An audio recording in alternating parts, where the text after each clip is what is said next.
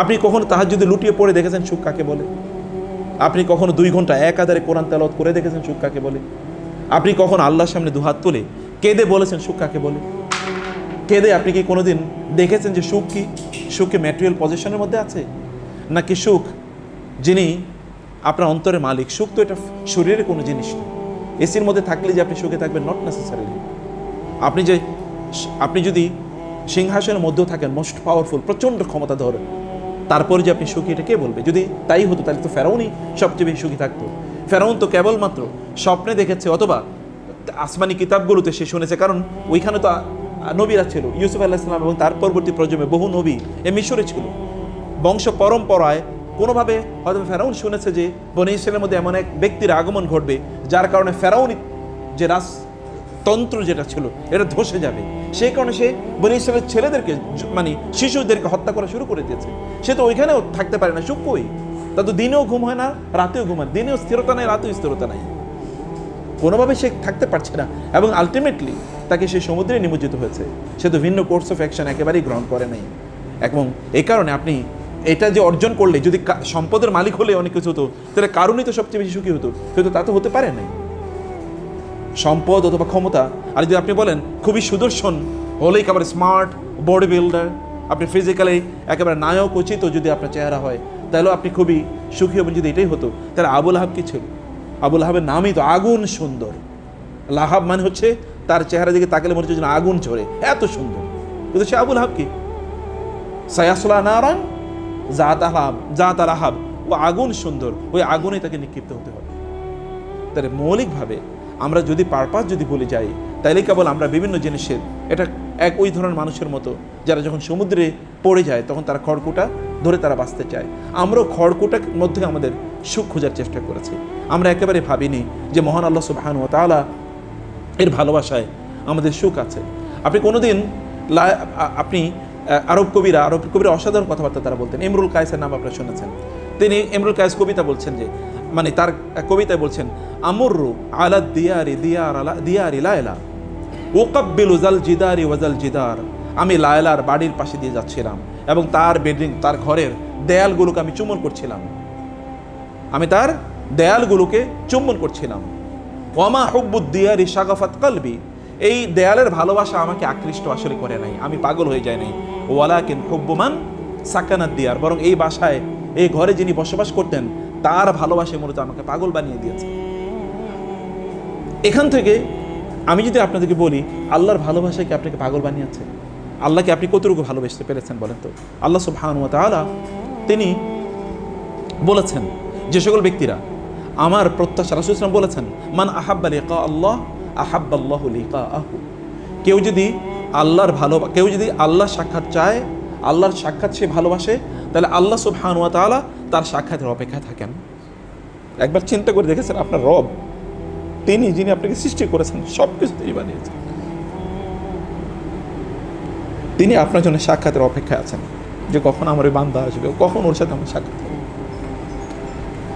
তিনি ভাবছেন, ফামান কানা ইয়ারজু লিকা রাব্বিহি ফালইআমাল আমালান সালিহান ওয়ালা ইউশরিক বিইবাদাতি রাব্বিহি আহাদা। আপনার রব আপনার সাক্ষাতের জন্য অপেক্ষা করছেন। তিনি যখন আপনাকে তিনি দেখবেন, তখন তিনি আপনাকে বলবেন, আইনাল মুতাহাব্বুনা ফিয়া, কারা আমাকে ভালোবাসতো, আমার জন্য অন্যদিকে ভালোবাসতো, তাদেরকে আপনাকে তিনি ডাকবেন এবং আপনার রবকে আপনি দেখতে পাবেন। একবার ভাবেন তো, তাকে আপনি দেখতে পাবেন, আপনি তার দেখার প্রত্যাশায় আপনি আছেন। এই সুখ, এই শান্তি একজন মানুষ যদি অনুভব না করে, তাহলে তিনি কিভাবে জান্নাতের প্রত্যাশা করেন? আপনাকে তো দুনিয়ায় জান্নাতে উপলব্ধি করতে হবে আখিরাতের জান্নাতে যাওয়ার জন্য। দুনিয়ার জান্নাতকে কেউ উপলব্ধি না করলে কেউ আখিরাতের জান্নাত প্রত্যাশা করতে পারে না, চিন্তাও করতে পারে না। দুনিয়ার জান্নাত কোথায়? দুনিয়ার জান্নাত হচ্ছে যিনি দুনিয়াকে সৃষ্টি করেছেন তার জিকিরে, তার ফিকিরে। একজন মুমিনের জীবন কেবল দুটো জিনিসের মধ্যে চলে, একটা হলো জিকরুল্লাহ, আর একটা হলো ফিকরু খালকিল্লাহ, আল্লাহ জিকির এবং আল্লাহ সুবহানাহু ওয়া তাআলা এর সৃষ্টির জিকির, আল্লাহ সুবহানাহু সৃষ্টির ফিকির।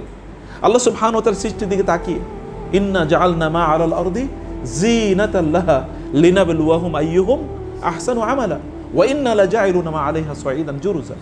আল্লাহ সুবহানাহু ওয়া তাআলা বলেছেন, এই পৃথিবীর আমি সব কিছু, আসমান এবং জমিন যা আছে, আমি খুবই সুন্দর করে সৃষ্টি করেছি, খুবই সুন্দর করে। কিন্তু এই সৌন্দর্যের দিকে তাকিয়ে আপনি কাকে খোঁজেন? এই সৌন্দর্যের দিকে তাকিয়ে আপনি কি স্রষ্টাই খুঁজেছেন? যিনি এত সুন্দর করে সৃষ্টি করলেন তিনি কত সুন্দর, তিনি কত সুন্দর হতে পারেন, সেই তাকে কি আমরা এর মধ্যে খুঁজে পেয়েছি কিনা? এই কারণে আল্লাহ সুবহানাহু ওয়া তাআলা বলেছেন যে একদল লোক তারা ইন্না ফি খালকিস সামাওয়াতি ওয়াল আরদ লা আয়াতিন লিউলিল আলবাব আল্লাযীনা ইয়াযকুরুনা আল্লাহা কিয়ামান ওয়া কুউদান ওয়া আলা জুনুবিহিম ওয়া ইয়াতাফাক্কারুনা ফি খালকিস সামাওয়াতি ওয়াল আরদি রাব্বানা মা খালাকতা হাযা বাতিলান সুবহানাকা ফাকিনা আযাবান নার। দেখেন তো আপনি আয়াতের একটা অংশে আল্লাহ তাআলা বললেন আসমান এবং জমিনের দিকে তাকায় এবং তাকিয়ে সে বলে মা খালাকতা হাযা বাতিলা, আল্লাহ এমনি আপনি এগুলো বানান নাই। আপনি ওগুলোর ব্যাপারে বলছেন আল্লাহ এমনি আপনি ওগুলো বানান নাই, তাহলে আপনি কেমনে মনে করেন যে আপনাকে আল্লাহ তাআলা এমনি বানিয়েছেন? আপনি কিভাবে মনে করেন? ওগুলো তো আল্লাহ এমনিতেই সৃষ্টি করেননি। সেই উপলব্ধি যখন একজন মানুষের হয় এবং তখন তিনি বলেন সুবহানাক, আল্লাহ আপনার যথাযথভাবে। সুবহানা মানে কি? What is the meaning of সুবহানা? সুবহান মানে হচ্ছে আল্লাহ সুবহানাহু ওয়া তাআলা সকল অপূর্ণাঙ্গ থেকে আল্লাহ তাআলা মুক্ত। আল্লাহ সুবহানাহু ওয়া তাআলা কোনো ডিফেকশন নাই, কোনো ডিফেক্ট নাই, কোনো ইমপারফেকশন নাই, কোনো উইকনেস নাই। আল্লাহ সুবহানাহু ওয়া তাআলা has not created anything without any purpose. এইটা যখন আপনি ওইদিকে তাকিয়ে যখন এই উপলব্ধি আপনার তৈরি হয় তখন আপনি বলেন ফাকিনা আযাবান নার, আল্লাহ করতে পারি নাই, আপনার যথাযথ দায়িত্ব পালন করতে পারি নাই, আপনার হক আদায় করতে পারি নাই, ফাকিনা আযাবান নার, আপনি আমাদেরকে আযাব থেকে রক্ষা করুন, আপনি আমাকে শাস্তি জাহান্নামের শাস্তি থেকে আপনি আমাদেরকে রক্ষা করুন। এই অনুভূতি তখন আপনার মধ্যে তৈরি হয়। প্রিয় ভাইরা বোনেরা, আপনি আল্লাহ সুবহানাহু ওয়া তাআলার ইবাদত করে আল্লাহ সুবহানাহু ওয়া তাআলাকে সন্তুষ্ট করবেন not you are in this position. আমরা আল্লাহর ইবাদত করে আল্লাহকে সন্তুষ্ট করতে পারবো না। গুনাহ মানুষ করবেই, কুল্লু বানি আদম খাত্তা, মানুষ গুনাহ করেই, কিন্তু মানুষ ওই মানুষই তারা শ্রেষ্ঠ যারা গুনার পরে আল্লাহর কাছে কি করে? তওবা করে। তওবা তো আপনার জন্য একটা এক ধরনের ডিটারজেন্ট, এটা ইস্তেগফার একটা ডিটারজেন্ট, এটা আপনার সকল গুনাহগুলো মুছে আপনাকে পাক সাফ পবিত্র করে দেয়। আপনি কত গুনাহ করবেন? রাসূল সাল্লাল্লাহু আলাইহি ওয়াসাল্লাম কি বলেন নাই আল্লাহ তাআলা বলেছেন হে বানি আদম তুমি যদি গুনাহ করতে করতে আসমান জমিন সব ভর্তি করে দাও এবং অতঃপর তুমি আমার কাছে তওবা করে ইস্তেগফার করো, তাহলে আসমান এবং জমিন ভর্তি দিয়ে মাগফিরাত দিয়ে ক্ষমা দিয়ে আমি তোমার সকল গুনাহ ক্ষমা করে দেব। আপনার রব তো এরকম বলেছেন। হয়তো আপনি ইস্তেগফার করে আপনার রবের কাছে আপনার যে ইমপারফেকশন আছে, আমাদের যে দুর্বলতা আছে, আমাদের যে গুনাহ আছে, আমরা যে তার দেয়া লক্ষ্য অনুসারে জীবন যাপন করতে পারি না, এটা কিন্তু আমরা তার কাছে ক্ষমা চেয়ে আল্লাহ সুবহানাহু ওয়া তাআলার প্রিয় ভাজন আমরা হতে পারি। আল্লাহর জিকিরের মাধ্যমে আল্লাহর পক্ষ থেকে আপনার যে তমানিনা প্রশান্তি, এটি কিন্তু আপনি অর্জন করতে পারেন। আপনার পিতা ইব্রাহিম আলাইহিস সালাতু ওয়াস সালাম তিনি আল্লাহ সুবহানাহু ওয়া তাআলা বলেছিলেন যে আল্লাহ আরিনি কাইফা তুহিল মাউত, আপনি আমাকে দেখান কিভাবে আপনি মৃতকে পুনর্জীবিত করবেন। ইব্রাহিম সালামকে আল্লাহ কি বলেন নাই তুমি কি আওয়ালাম তুমিন, তুমি কি ঈমান আনো নাই, তুমি কি বিশ্বাস করো নাই? তিনি বলেছে ক্বালা বালা ওয়ালাকিন লিয়াতমাইন্না কলবি, আল্লাহ আমার অন্তর আমি আরো প্রশান্ত করতে চাই, আমার অন্তরে আরো শান্তি আসুক, আপনার জিকিরে আমার আরো অন্তরে শান্তি আসুক। ইব্রাহিম আলাইহিস সালাম যিনি আল্লাহ সুবহানাহু ওয়া তাআলাকে খুঁজে পাওয়ার শ্রেষ্ঠতম পদ্ধতি তিনি আমাদেরকে দেখিয়ে দিয়েছেন এবং এই কারণে আল্লাহ তাআলা তিনি তাকে আল্লাহ তাআলা ইব্রাহিম আলাইহিস সালামকে আমাদের পিতা বানিয়ে দিয়েছেন, মুসলিম উম্মার পিতা। হুয়া সাম্মাকুমুল মুসলিমিন, তিনি তোমাদের নাম রেখেছেন মুসলিম। এবং মিল্লাত আবিকুম ইব্রাহিম, তোমাদের বাবা ইব্রাহিম তার জীবন আদর্শ হলো এইটা, এই জীবন আদর্শে তোমাদের চলা দরকার। ইব্রাহিম আলাইহিস সালাতু ওয়াস সালাম তিনি আত্মার স্যাটিসফ্যাকশন খুঁজেছেন। ইয়া আইয়াতুহান নাফসুল মুতমাইন্নাহ ইরজিই ইলা রাব্বিকি রাদিয়াতাম মারদিয়া ফাদখুলি ফি ইবাদি ওয়াদখুলি জান্নাতি। আপনি আল্লাহ সুবহানাহু ওয়া তাআলা কখন আপনাকে বলবে হে প্রশান্ত আত্মা তুমি আমার দিকে এগিয়ে আসো, ইরজিই ইলা রাব্বিকি রাদিয়া, তোমার রবের কাছে তুমি আসো, রাদিয়াতাম মারদিয়া, তুমি তোমার রবের প্রতি সন্তুষ্ট, তোমার রব তোমার প্রতি সন্তুষ্ট। আপনার রবের প্রতি আপনার সন্তুষ্টিকে আপনি প্রকাশ করতে পেরেছেন?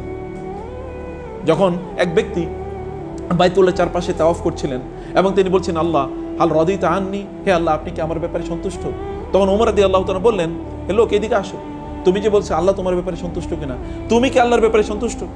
তুমি কি আল্লাহর ব্যাপারে সন্তুষ্ট? বলে যে আমি তো বুঝিনি আমি আল্লাহর ব্যাপারে সন্তুষ্ট কিনা। বলে তোমাকে আল্লাহ যে অবস্থায় রেখেছেন যেভাবে রেখেছেন তুমি কি বলছো আলহামদুলিল্লাহ আলা কুল্লি হাল, আমি সকল অবস্থায় আল্লাহর প্রতি সন্তুষ্ট। তুমি কি এটি কখন উপলব্ধি করেছো? তুমি আল্লাহর ব্যাপারে সন্তুষ্ট আগে হও, অতঃপর আল্লাহ তাআলা তোমার ব্যাপারে সন্তুষ্ট হবেন। প্রিয় ভাইরা, আল্লাহ সুবহানাহু ওয়া তাআলাকে আপনার অন্তরে ধারণ করা দরকার। আল্লাহ সুবহানাহু ওয়া তাআলা তিনি আপনার অন্তরের দিকে তাকান, তিনি আপনার কাজের দিকে তাকান না। আপনার ইবাদতের মাত্রা কত বেশি এটার দিকে আল্লাহ তাআলা তাকান না। সাহাবায়ে কেরামদের ইবাদত, আমরা তো রাসূলের ইবাদতগুলি করি, তিনি আমাদের চেয়ে বেশি ইবাদত করেছেন বটে, কিন্তু তার ইবাদত এবং আমাদের ইবাদতের মধ্যে মৌলিক পার্থক্য তো কোয়ালিটিগত। সাহাবায়ে কেরাম ইবাদতের মধ্যে আমাদের ইবাদতের মৌলিক পার্থক্য তো কোয়ালিটিগত। তারা নামাজে দাঁড়ালে তাদের শরীরে যদি তীর বিদ্ধ হতো, এগুলো খোলা হতো, তারপরে তারা উপলব্ধি করতে পারতেন না। আর আমরা 2 রাকাত নামাজের প্রথম রাকাতে কি পড়ি সেটাই দ্বিতীয় রাকাতে আমাদের মনে থাকে না। আপনি সুখ পাবেন কোত্থেকে, প্রশান্তি পাবেন কোত্থেকে? মানে আমাদের মৌলিক সমস্যা হলো যে আমরা তো পারপাস বুঝি না, কেন আছি, কি উদ্দেশ্যে আছি। আপনি যখন ঘর থেকে নামেন তখন আপনি কি উদ্দেশ্যে নেমেছেন বলেন? আপনি যদি ওই উদ্দেশ্যে, আপনি যখন নামাজে যান, মসজিদে যান, তখন যদি আপনার এই অবস্থা থাকে যে আমি আমার রবকে স্মরণ করতে যাচ্ছি, কেন 5 ওয়াক্ত নামাজ তিনি আমাদের জন্য ফরজ করেছেন? কেন আপনার রাসূল এই কথা কি বলেন নাই? ও জুইলাত কুররাতু আইনি ফিস সালাহ, আমার অন্তরের শান্তি, আমার চোখের প্রশান্তি নামাজের মধ্যে আছে। তার মনটা যখন খারাপ হয়ে যেত তখন তিনি কি বেলালকে বলতেন না যে বেলাল তুমি নামাজের ব্যবস্থা করো, আরিহনা বিহা আকিমিস সালাত আরিহনা বিহা, না বেলাল তুমি নামাজের ব্যবস্থা করো, আমার অন্তরটা একটু শান্ত করা দরকার। আল্লাহ কি তার রাসূলকে বলেন নাই যে আপনি জানেন ওয়ালাকাদ ইয়ালামু ওয়ালাকাদ না'লামু আন্নাকা ইয়াদিকু সাদরুকা বিমা ইয়াকুলুন ফাসাব্বিহ বিসমি রাব্বিকা ওয়া কুম মিনাস সাজিদিন ওয়াবুদ রাব্বাকা হাত্তা ইয়াতিয়াকাল ইয়াকিন। আমি জানি ওদের কথা আপনার মনটা খুব খারাপ করে দেয়, ওদের কথা আপনার অন্তরকে খারাপ করে দিয়েছে, আপনার মনটা খারাপ করে দিয়েছে। এই কারণে আপনি নামাজে দাঁড়িয়ে যান, আপনি আমার তাসবিহ পড়ুন, এবং এর কারণে আপনার অন্তর ভালো হয়ে যাবে। রাসূলুল্লাহ সাল্লাল্লাহু আলাইহি ওয়াসাল্লামের জন্য আমুল হুজুন, যেটি তার জন্য দুঃখের বছর, ইয়ার অফ স্যাডনেস, সেই ইয়ার অফ স্যাডনেসে আল্লাহ তাআলা তাকে তার সাক্ষাতে নিয়ে গিয়েছেন। গিফট দিয়েছেন কি? গিফট দিয়েছেন কি? সালাত। তার মানে সালাতের মধ্যে প্রশান্তি আছে, আপনি কষ্ট দুঃখ সব ভুলে যাবেন নামাজের জন্য। 5 বার আপনার রব তিনি আপনাকে ডেকে নেন তার সাক্ষাতে, আপনি তার স্মরণ করলে আপনার সকল কষ্ট দূর হয়ে যায়। আপনি 5 বার পৃথিবীর কোনো প্রেসিডেন্টের কাছে যদি যাওয়ার সুযোগ পান তাহলে আপনি চিন্তা করে দেখেন তো কি হতে পারে। পৃথিবীর কোনো প্রেসিডেন্টের কাছে 5 বার আপনার অ্যাক্সেস আছে, কার অ্যাক্সেস আছে এরকম? আর আপনার প্রতিদিন তার সামনে দাঁড়ানোর অ্যাক্সেস আছে, এবং সেখানে আপনি যা বলেন তা তিনি মনোযোগ দিয়ে শোনেন। আল্লাহ রাসূল বলেছেন ইযা কামা আহাদুকুম ইলাস সালাতি ফাইন্নাহু ইউনাজি রাব্বাহু আকরাবু মা ইয়াকুনুল আবদু মিনার রাব্বি ওয়া হুয়া সাজিদুন ফাআকসিরু ফিহি দুআ। যখন কোনো বান্দা নামাজে দাঁড়ায় তখন সে আল্লাহর সাথে কথা বলে।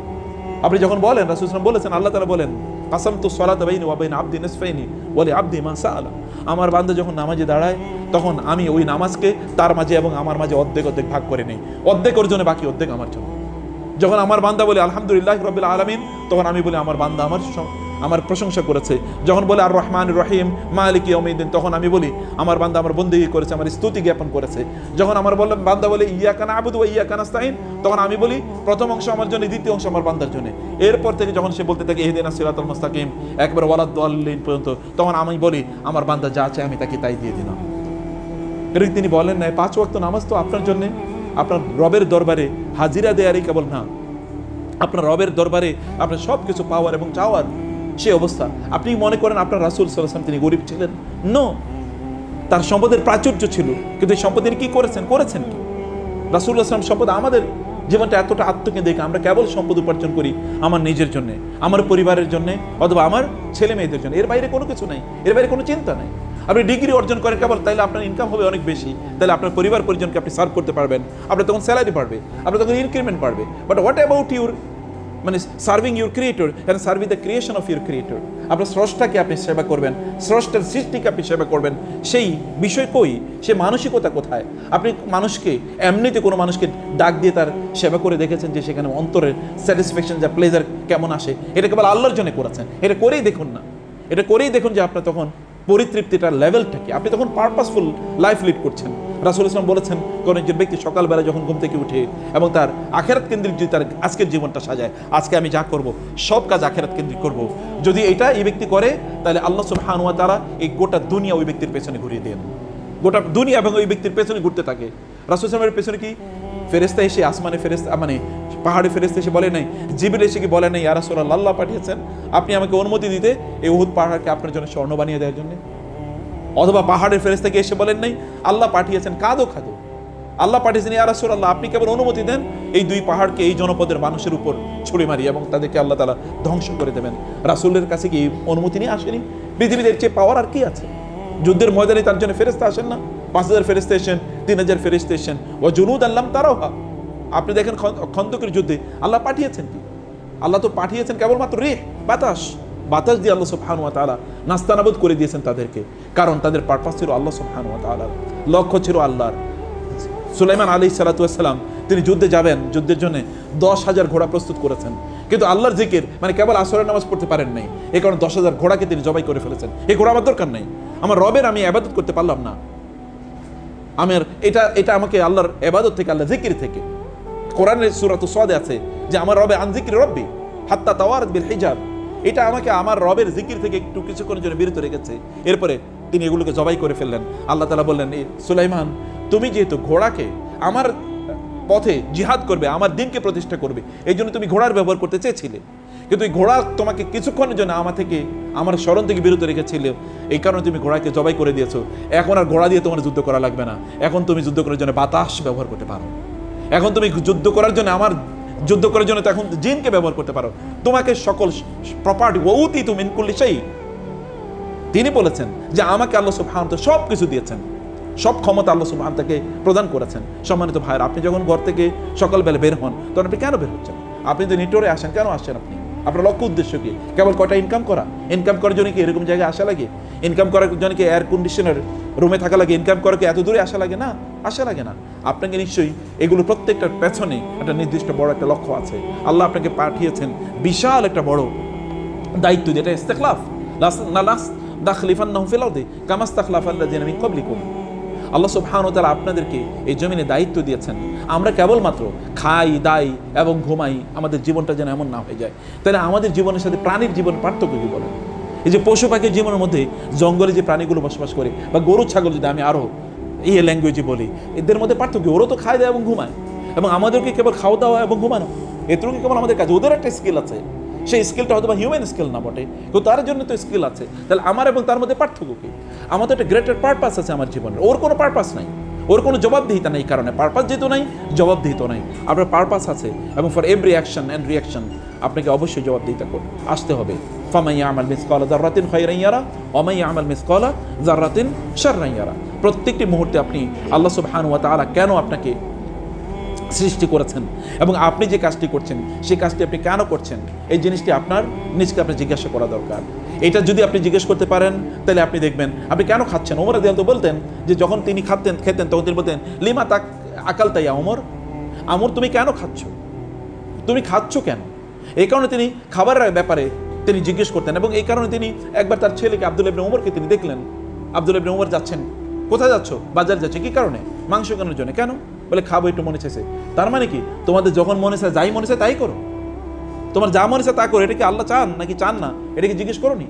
ওমর রাদিয়াল্লাহু বাজারে গিয়ে দেখলেন সবচেয়ে নাদুস একটা কি ওট বাজারে বিক্রি হচ্ছে। বলে ওটটা কার? বলে আব্দুল্লাহ। কোন আব্দুল্লাহ? আপনার ছেলে আব্দুল্লাহ, আব্দুল্লাহ ইবনে ওমরের, আমিরুল মুমিনের ছেলে। লোকেরা বলছে এটা আমিরুল মুমিনের ছেলে, আব্দুল্লাহকে ডাকো। আব্দুল্লাহ, এই ওটা তো তাজা কেন? সবার চেয়ে বেশি তাজা এটা। বলে বাবা, এটা তো আমার ওট, আমি এটা খুব যত্ন করি। তুমি এটা কবে কিনেছো? বলে এটা আমি অনেক আগে কিনেছি, এবং তারপরে এটা আমি যত্ন করি, এটাকে বিক্রি করে দাও, এবং যেই টাকা দিয়ে তুমি কিনেছিলে ওই টাকা রেখে বাকিটা তুমি বাইতুল মাল এটা দিয়ে দেবে। বলে বাবা, এটা তো আমার। বলে না, এমনকি হয় নাই, এমনকি হতে পারে না যে তুমি যখন এটা কিনেছো, কেনার পরে এটাকে যখন তুমি চারণভূমিতে পাঠিয়েছিলে, তখন লোকেরা বলেছে ওটা তো পাবলিক চারণভূমি, সাধারণ মানুষের। তখন হতে পারে যে লোকেরা বলেছে আমিরুল মোমেনের ওট, আমিরুল মোমেনের ছেলের ওট, অতএব তারা হয়তো বা সবচেয়ে ভালো ঘাসের জায়গাটা বা খাবারের জায়গাটা ছেড়ে দিয়েছিল। এরকম কি এটা হতে পারে না? এমন হতে পারে, সম্ভাবনা আছে। অতএব মানুষের কিছু সম্পদের কিছু তুমি বা পাবলিক প্রপার্টি কিছু তুমি একটু বেশি গ্রহণ করেছো, এই কারণে এটি তুমি গ্রহণ করা তোমার জন্য জায়েজ হবে না। তুমি এটা বিক্রি করে দাও, যেই টাকা দিয়ে তুমি এটা কিনেছো ওইটাই তোমার ক্যাপিটাল, এর বাইরে তুমি 1 পয়সা নিতে পারো না, বাকিটা তুমি আল্লাহ রাস্তায় দান করে দাও। এটা কেমন মানুষের? এটা জানতে যে তাদের পারপাস কি, এদের পারপাস কি। এখন আপনি এবং আমি মনে করি যে আমি যেহেতু অনেক বেশি জ্ঞান অর্জন করেছি, অনেক বেশি ডিগ্রি অর্জন করেছি, আমার স্যালারি বেশি হতে পারে, হতেই হবে, আমার গাড়িটা একটু বড় হবে, আমার বাসাটা একটু বড় হবে, অন্যদের কম থাকবো, তার প্রতি আমার কোনো কনসার্ন নাই, তার কোনো আমার টেনশন নেই। আপনার অনেক টাকা আছে, আপনার আত্মীয়স্বজনের তাদের না খেয়ে তারা থাকছে, আপনি কি জীবন যাপন করছেন? এটা কি ওই রকম অ্যানিমালের মতো জীবন যাপন না? সাহাবায়ে কেরাম রাদিয়াল্লাহু তাআলা আনহুম তারা বলতেন, আমাদের সম্পদে অন্য মুসলমান ভাইদের অধিকার আমাদের চেয়ে কম, এটা আমরা কোনোদিন ভাবতাম না। আমাদের সম্পদে অন্য মুসলমানদের ভাইদের অধিকার আমাদের চেয়ে কম, এটা কোনোদিন ভাবতাম না। আল্লাহ সুবহানাহু বলেছেন, ওয়া ইউসিরুনা আলা আনফুসিহিম ওয়ালাউ কানা বিহিম খাসাসা। খাসাসা মানে কি? খাসাসা মানে হচ্ছে এমন ক্ষুধা যে ক্ষুধার কারণে তিনি দাঁড়িয়ে থাকতে পারেন না। এইরকম ক্ষুধা সত্ত্বেও তারা তাদের খাবারে অন্যদেরকে প্রাধান্য দিতেন। এবং তাই কি ঘটে নাই? আপনারা জানেন, রাসূল সাল্লাল্লাহু আলাইহি ওয়াসাল্লামের কাছে মেহমান আসলো, রাসূল বললেন আমার এই মেহমান কে নেবে? একজন সাহাবী নিয়ে গেলেন, তার স্ত্রীকে বললেন যে রাসূলের মেহমান নিয়ে এসেছি, খাবার আছে কিনা? বলে খাবার নাই, অল্প একটু আছে আপনার জন্য। ঠিক আছে, এটা মেহমানদেরকে দিয়ে দাও, আমার বাচ্চাদেরকে ঘুম পাড়িয়ে দাও, বাচ্চারা কি খাবে ওদেরকে ঘুম পাড়িয়ে দাও, মেহমানকে খাবার দাও, এবং তুমি মেহমানকে যখন খাবার দেবে তখন আলোটা নিভিয়ে দেবে, পাতিলগুলো কাছে নিয়ে আসবে, পাতিলগুলো টুংটাং করে আওয়াজ করো, যেন মেহমান বোঝে যে আমরা খাচ্ছি, তাহলে মেহমান পরিতৃপ্ত করে খাবে। তারা না খেয়ে ঘুমিয়ে পড়লেন, এই পুরো পরিবার। সকালবেলা রাসূলুল্লাহ বললেন ফজর নামাজের পর, ওই অমুক কই, তুমি এবং তোমার স্ত্রীর গতকালের আচরণ দেখে তো আল্লাহ হেসে দিয়েছে, আল্লাহ হেসে দিয়েছে তোমাদের আচরণ। আল্লাহ সুবহানাহু ওয়া তাআলা তাদের ব্যাপারে বলবেন না রাদিয়াল্লাহু আনহুম ওয়া রাদু আন? তাদের ব্যাপারে না বলে কার ব্যাপারে বলবেন? রুহামাউ বাইনাহুম, তাদের নিজেদের মধ্যে তারা কি পরস্পরের প্রতি রহম ছিল। সীমাউ ফি উজুহিহিম মিন আসারিস সুজুদ, দিনের বেলা খাবার নাই, রাতের বেলা দাঁড়িয়ে থাকে নামাজের মধ্যে। এটা কেমন জাতি, কেমন কমিউনিটি, এটা কেমন কমিউনিটি? এরা তো মানুষ। আমি কিন্তু কোনো জিনের আলোচনা করছি না আপনাদের সামনে, আমি নবীদের, এরাও রক্ত মাংসে গড়া মানুষ, তাদেরও প্রয়োজন ছিল, তাদেরও ফ্যামিলি ছিল, তাদেরও বাচ্চারা কাঁদতো, এবং তাদেরও কি যুদ্ধের ময়দানে গিয়ে তারাও আহত হয়েছে, নিহত হয়েছে। এমন একেবারে human being with blood and flash, রক্ত মাংসের মানুষ তারা, কিন্তু তারা পারপাস বুঝেছে। রাসূল সাল্লাল্লাহু তাদেরকে বুঝিয়েছেন যে তারা কেন এই পৃথিবীতে আছে। প্রিয় ভাইরা, এই পৃথিবীতে ইস্তেখলাফের একটা দায়িত্ব যেমন আছে, আপনাদের ইস্তেনশায়ের দায়িত্ব আছে। আমরা মুসলমানরা কেমন খাই দায় ফুর্তি করে জাতিতে পরিণত হয়েছে। মানবতার জন্য আমাদের পূর্বপুরুষদের অনেক কিছু ছিল, কিন্তু আমাদের কি আছে বলেন? মানব জাতির জন্য আমরা কি করেছি? এই ফ্যানের নিচে আছে, এটাও অমুসলমানদের তৈরি। এসির নিচে তাও মুসলমানদের তৈরি, ক্যামেরা তাও অমুসলমানদের তৈরি, আপনার মোবাইল তাও অমুসলমানদের তৈরি, সব ওরাই তৈরি করছে। এবং এগুলো দিয়ে আমরা এখন ওগুলোর মধ্যে আমরা নিমজ্জিত হয়ে আছি। আমরা মানবতার জন্য করছি কি? মানবের জন্য, মানব জাতির জন্য আমরা কি করছি, বা নিজেদের জন্য কি করছি? আপনি আপনার প্রতি কেন জুলুম করছেন? আপনি কি আপনার প্রতি জুলুম করছেন না? মনে হয় অবশ্যই জুলুম করছেন। একজন ব্যক্তি, কোরআনে কি আল্লাহ তাআলা বলেন নাই যে ব্যক্তি এটা করছে সে ফাকাদ যালামা নাফসাহু, সে তার নিজের উপর জুলুম করেছে। যে হে লোকেরা, লা তাযলিমুনা আনফুসাকুম, তোমরা তোমাদের নিজেদের উপর জুলুম করো না। লা তাযলিমু আনফুসাকুম ওয়া মা যালামুনা ওয়ালাকিন কানু আনফুসাহুম ইয়াজলিমুন, তারা আমার উপর জুলুম করেনি, তারা বরং নিজের উপর জুলুম করেছে। ইউখাদিউনা আল্লাহু আল্লাযিনা আমানু ওয়া মা ইয়াখদাউনা ইল্লা আনফুসাহুম ওয়া মা ইয়াশউরুন, তারা নিজেদেরকে মূলত ধোঁকা দিচ্ছে। আল্লাহ বলছেন আপনি তো আল্লাহকে ধোঁকা দিচ্ছেন না, আপনি তো কিয়ামতের দিন যখন হাত্তা ইযা জা আহাদুহুমুল মাউত ক্বালা ইরজিউন ক্বালা রাব্বি ইরজিউন লাআল্লি আ'মালু সালিহান ফীমা তারাকতু কাল্লা ইন্নাহা কালিমাতুন হিয়া ক্বালিউহা ওয়া মিন ওয়ারাইহিম বারযাখুন ইলা ইয়াউমি ইউবআসুন। কিয়ামতের দিন আল্লাহ সুবহানাহু ওয়া তাআলা তিনি বলছেন, কিয়ামতের দিন লোকেরা যখন দেখবে পরিস্থিতি এরকম, তখন লোকেরা কি বলবে? তারা বলবে আল্লাহ রাব্বি ইরজিউন, আবার দুনিয়াতে পাঠান, লাআল্লি আ'মালু সালিহান, যেন আমি একটু ভালো কাজ করতে পারি, ফীমা তারাকতু, অতীতের জীবনে যা করে এসেছি এরকম আর করব না, আমরা যেন একটু ভালো কাজ করতে পারি, আমাদেরকে আবার দুনিয়া পাঠান। আল্লাহ তাআলা বলছেন কাল্লা, না, নেভার, ইন্নাহা কালিমাতুন হুয়া কায়িলুহা, ও এরকম কথাই বলতো আগে। ওয়া মিন ওয়ারাইহিম বারযাখুন ইলা ইয়াউমি ইউবআসুন, কিয়ামত পর্যন্ত তাকে বারযাখে থাকতে হবে, এরপরে কিয়ামত, তারপরে তাকে ইয়াউমুল বাস। ইয়াউমুল বাস কি? ইয়াউমুল বাস কি? যেদিন আল্লাহ সুবহানাহু ওয়া তাআলা সবাইকে একত্রিত করবেন, এবং সেই দিন আপনি ইয়াউমা ইউরাদুনা আলান নার এবং ওয়াউরিদু আলা রাব্বিহিম সাফা লাকাদ জিতুমুনা কামা খালাকনাকুম আউওয়ালা মাররা, আপনি সেই দিন আল্লাহ সুবহানাহু ওয়া তাআলার কাছে একাকী উপস্থিত হবেন, এবং আপনার সকল কাজের জন্য আপনাকে জবাবদিহি করতে হবে। ইয়াউমা ইয়াফিরুল মারউ মিন আখি ফালা আনসাবা বাইনাহুম ইয়াউমাইযিন ওয়া লা ইয়াতাসাআলুন, সেদিন কোনো আত্মীয়তার বন্ধন, কোনো বন্ধুত্ব, কোনো কিছু কাজে লাগবে না। লা খুল্লাতুন ওয়ালা শাফাআ, সেদিন কোনো বন্ধুত্ব, এমনকি কোনো সুপারিশ কাজে লাগবে না। নবীরা পর্যন্ত বলতে থাকবে নাফসি নাফসি। সেদিন আপনি কি অবস্থা থাকবেন? সেদিন কেবল আপনি বলবেন আমি আমার নিজের উপর জুলুম করেছিলাম, আমি অন্যায় করেছিলাম, আমি ভুল করেছিলাম, আমাকে আবার দুনিয়াতে পাঠানো হোক, কিন্তু আবার দুনিয়াতে পাঠানোর কোনো সুযোগ নেই। সেদিন আপনার চূড়ান্ত হিসাব নিকাশ সেদিন সংগঠিত হবে। সেদিন আপনি বুঝবেন আমি জুলুম করেছিলাম নিজের উপর। অথবা নিজের উপর কেন আপনি জুলুম করবেন? যে ব্যক্তি অন্যায় করে সে কার উপর জুলুম করে? যারা এতদিন মানুষের উপর অন্যায় করেছিল তারা কার উপর জুলুম করেছে? তারা নিজের উপর জুলুম করেছে। এখন তারা নিজেরা কোথায়? যারা এত ক্ষমতাশালী ছিল তারা কই? ফেরাউন কি তার নিজের উপর জুলুম করে নাই? ও লোহিত সাগরে নিমজ্জিত হয়েছে তার অপরাধে, না সে কেন? সে তো মিশরের সম্রাটই থাকতে পারে, সে তো বলতে পারতো বনী ইসরাইলের সাথে আমি উত্তম আচরণ করবো, তাদের প্রতি জুলুম করবো না, তাহলে সে সেখানে সম্রাট হিসেবে থাকতে পারে। আবু জাহালকে কেন মারা যেতে হবে? আবু লাহাবরা কেন তাদেরকে আগুনে জ্বলতে হবে? তাদের তো উতবা সাহেবাকে কেন ওই কালিব, ওই যে কূপের মধ্যে তাদেরকে মৃত অবস্থায় নিক্ষিপ্ত হতে হবে? কোনো কারণ ছিল না, তাদের নিজের উপর তারা জুলুম করেছে।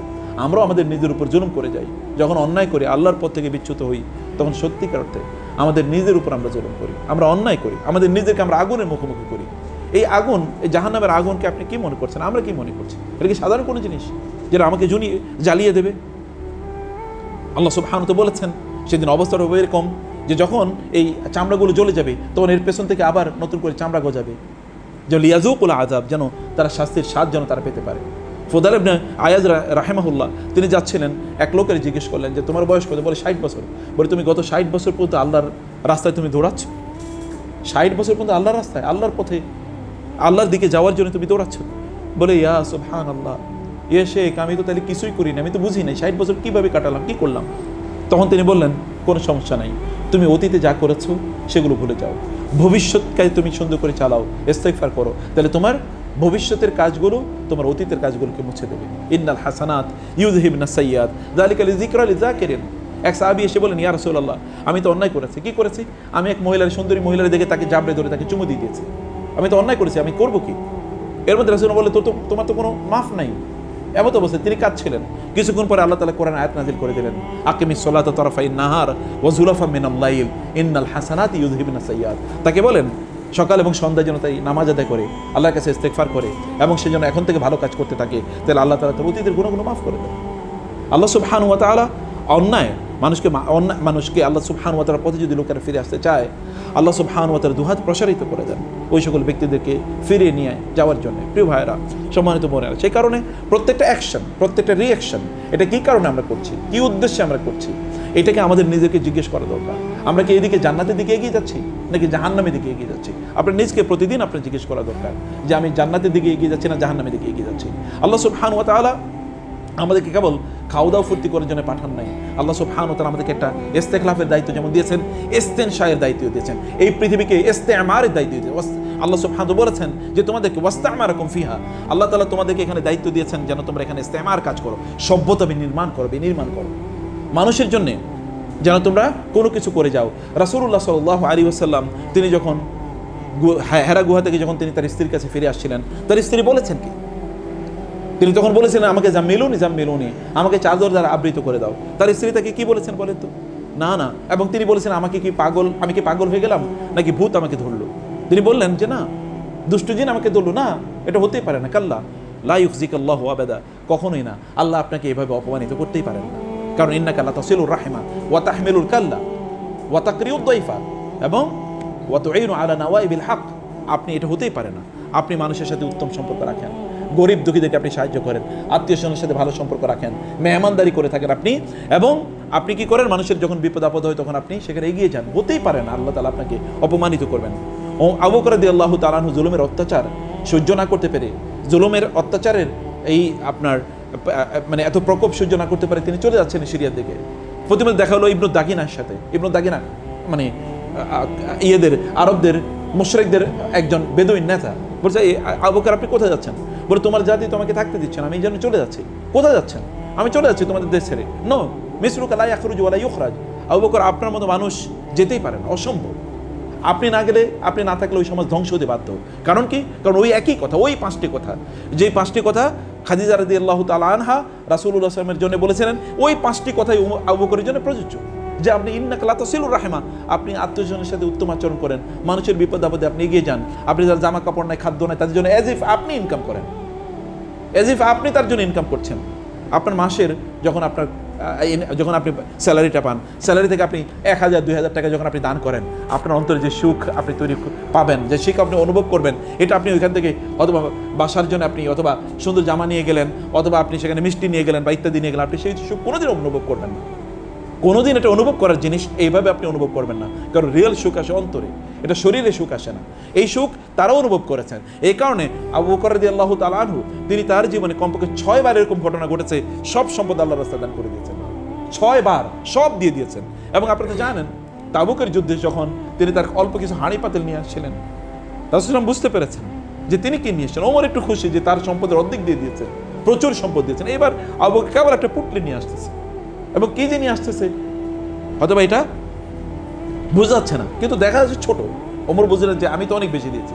রাসূলুল্লাহ বুঝলেন যে আবু বকর তো কিছুই বাসায় রেখে আসে নাই। আবু বকর মা আবকাইতা লি আহলিকা, আবু বকর কি রেখে এসেছেন আপনি? তিনি বললেন, আবকাইতুল্লাহ ওয়া রাসূলাহু, আমি কেবল আল্লাহ আর আল্লাহর রাসূলের বাসায় রেখে আসছি। আল্লাহ আল্লাহ রাসূল একটা আবু বকর কেমনি তৈরি হয়েছে? আমি বলি না আপনাদের সব সম্পদ দিয়ে দেবেন, রাখেন, কিন্তু কিছু কি আপনি দেবেন না? এর মাধ্যমে কি ইসলামউদ্দিন, আল্লাহর দিনকে প্রতিষ্ঠার জন্য আপনার কাজ করতে হবে না? আপনি কি লেগাসি রেখে যাচ্ছে? আপনার মৃত্যুর পর কি হবে? আপনার মৃত্যুর পর হবে কি?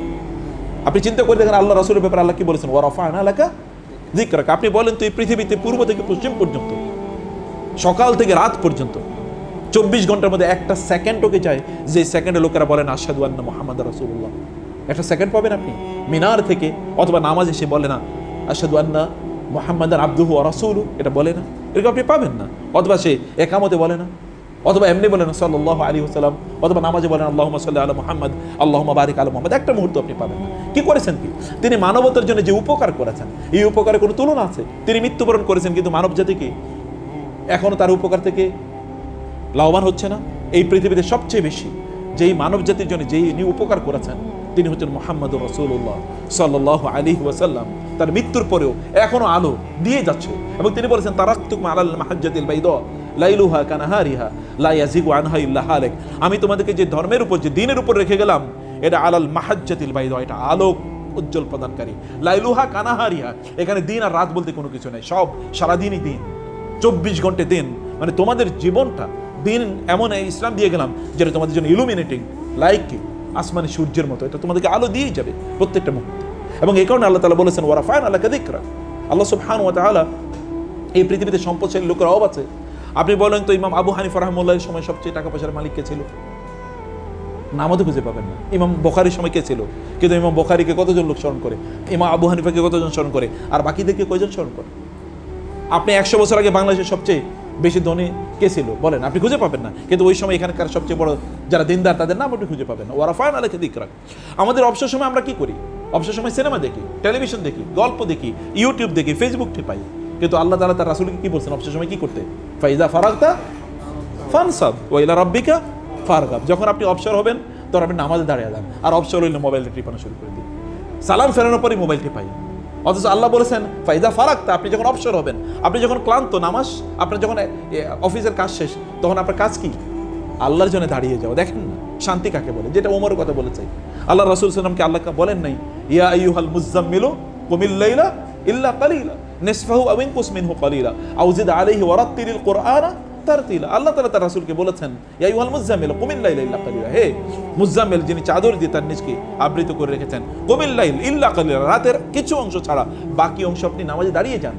আল্লাহ তাআলা তার রাসূলকে বলেছেন ইন্না সানুলকি আলাইকা কাওলান সাকিলা ইন্না নাশিয়াতাল লাইলি হিয়া আশাদ্দু ওয়াতআ ওয়া আকামু কিলা ইন্না লাকা ফিন নাহারি সাবহান তাবিলা। রাতের বেলা আপনি দীর্ঘ সময় নামাজ আদায় করবেন, কারণ দিনের বেলা আপনার অনেক কাজ আছে। আমরা দিনে কাজ করার জন্য রাতে একটু কি করি? বেশি ঘুমাই। আর আল্লাহ তাআলা তার রাসূলকে বলেছেন দিনে যেহেতু কাজ বেশি করতে হবে, এই কারণে রাতের সিংহভাগ দাঁড়িয়ে আমার সামনে দাঁড়িয়ে নামাজ আদায় করেন। কারণ শরীরে যে শক্তি, এই শক্তি আসে রাতের নামাজ থেকে, রাতের ইবাদত থেকে।